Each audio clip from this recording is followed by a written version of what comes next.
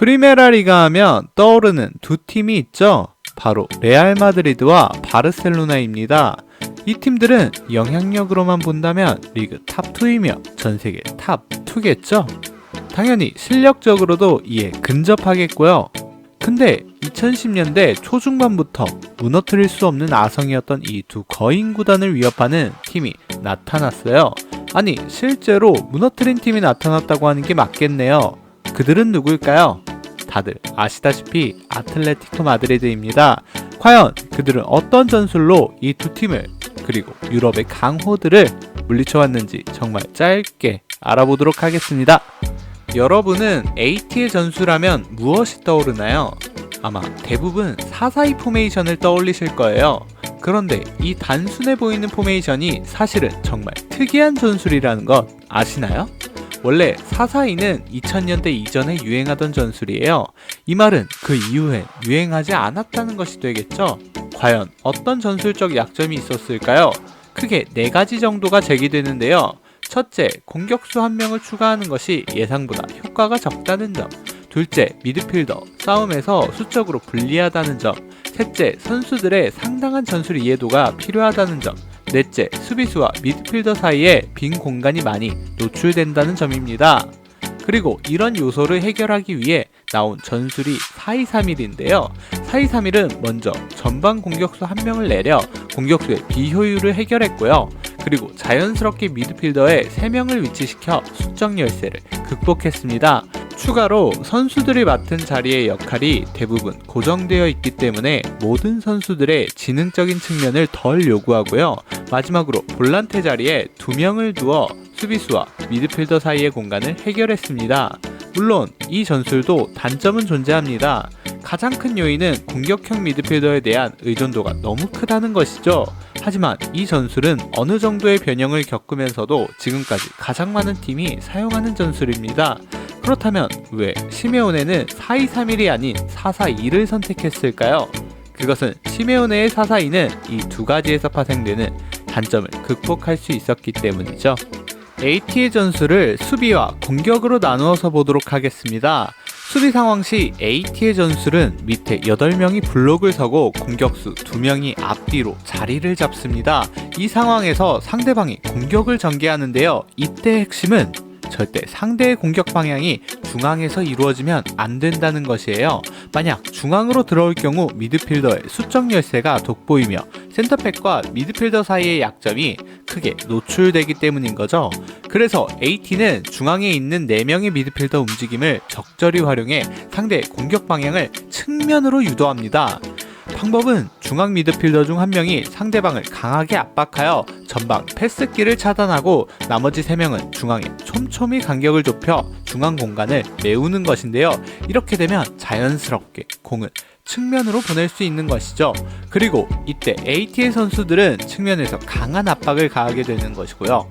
압박과 수비에 최적화되어 있는 AT 선수들을 상대로 좁은 측면에서 제대로 된 플레이를 펼칠 수 있는 팀은 단언하건대 하나도 없습니다.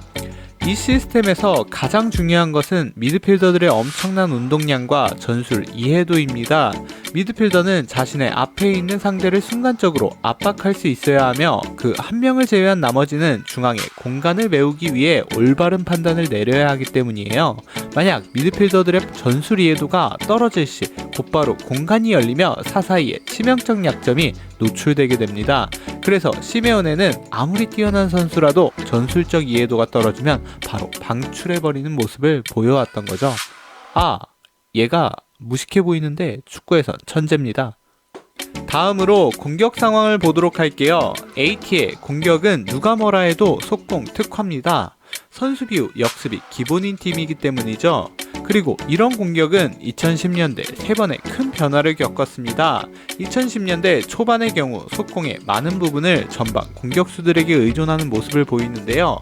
이 시기에 워낙 공격수들의 퀄리티가 높았던 것도 있고 아직 상대팀들이 철저한 대비를 하지 않았기 때문에 나쁘지 않은 공격 효율을 보여주었습니다. 하지만 시간이 지나며 AT는 유럽에서 손꼽히는 강팀이 되어갔고 상대팀들은 점차 라인을 내려 수비 전술을 구사했습니다. 그래서 AT의 공격 효율은 계속 떨어져만 갔고 15-16 시즌을 기점으로 시메오네는 4-3-3 전술을 자주 애용했는데요.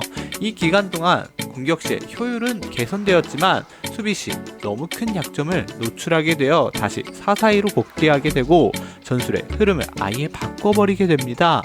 시메오네가 변화시킨 것은 양쪽 윙어의 움직임과 비대칭 전술의 적극적 활용인데요. 먼저 윙어의 경우 가장 큰 특징은 양쪽으로 벌리는 것이 아닌 안쪽으로 좁히는 것이에요. 그 이유는 공격과 수비의 밸런스를 유지해야 하기 때문인데요. 윙어가 양쪽으로 벌릴 경우 중앙 미드필더가 높게 올라와야 하고 그 상황에서 볼을 뺏기게 되면 역습에 너무 치명적이기 때문이에요. 그래서 윙어를 안쪽으로 좁히고 풀백을 높게 올려 역습에 대비하는 것입니다. 물론 이렇게 되면 측면 약점이 부각되는데요. 시메오네는 이것을 비대칭 전술로 메웠던 것이에요. 의도적으로 한쪽 사이드만을 공략했던 것이죠. 아틀레티코는 좁은 영역에서 섬세한 패스를 통해 돌파를 시도합니다.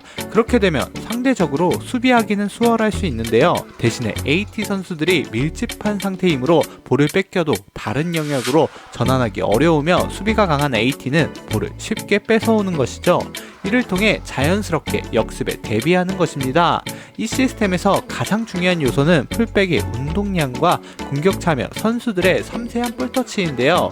좁은 공간에서 순간적으로 공격을 전개해야 하기 때문에 원터치 패스 능력이 굉장히 많이 요구됩니다. 추가로 AT가 최근엔 비대칭 전술의 완성도가 많이 떨어지는데요. 이는 그리즈만과 주앙 펠릭스의 차이로 볼 수 있습니다. 그리즈만은 좁은 공간에서의 짧은 볼터치가 좋은데 반해 펠릭스는 아직은 부족하기 때문이죠. 마지막으로 정리해보도록 하죠. 시메오네는 기존 4-4-2의 가장 큰 문제점인 중앙의 열세를 해결하기 위해 엄청난 활동량과 팀의 유기적 움직임을 강조했습니다. 그리고 가장 큰 역할이 부여된 것은 양쪽 윙어인데요. 수비 시에 밸런스에 맞춰 중앙으로 이동하며 공격 시에 누구보다 빠르게 중앙에 공간을 메워줘야 하기 때문인 거죠. 오늘은 여기까지 하겠습니다. 이상 시청해주셔서 감사합니다. 끝.